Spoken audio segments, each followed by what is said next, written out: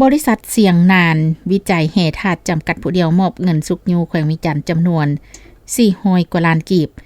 วันที่20ตุลาคม2025นี้อยู่ที่โรงรับโรงของแขวงวิจันทร์ชั้น3ท่านางมาลีคำวงประธานบริษัท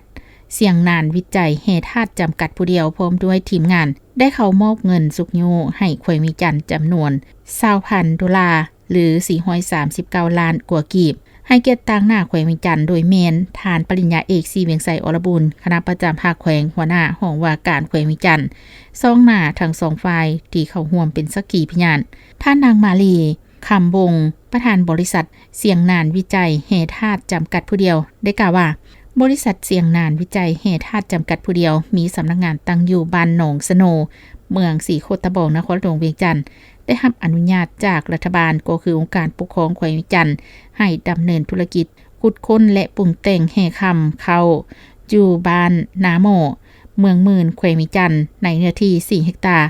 และสำหรับจุดประสงค์ของการมอบเงินเทื่อนี้แม้นเพื่อเป็นการประกอบส่วนสุกยิ้วเข้าในเวียกงานการสร้างสาพัฒนาแขวงวิจันทน์ขณะที่ท่านปริญญาเอกศรีเมืองไสอรบุญยังได้แสดงความขอบอกขอบใจมายังประธานบริษัทเสียงนานวิจัยแห่ธาตุจำกัดผู้เดียวพร้อมด้วยทีมงานที่ได้ประกอบส่วนเงินคำเพื่อสุกยิ้วเวียกงานต่างๆของแขวงเวียงจันทน์ครั้งนี้อีกด้วย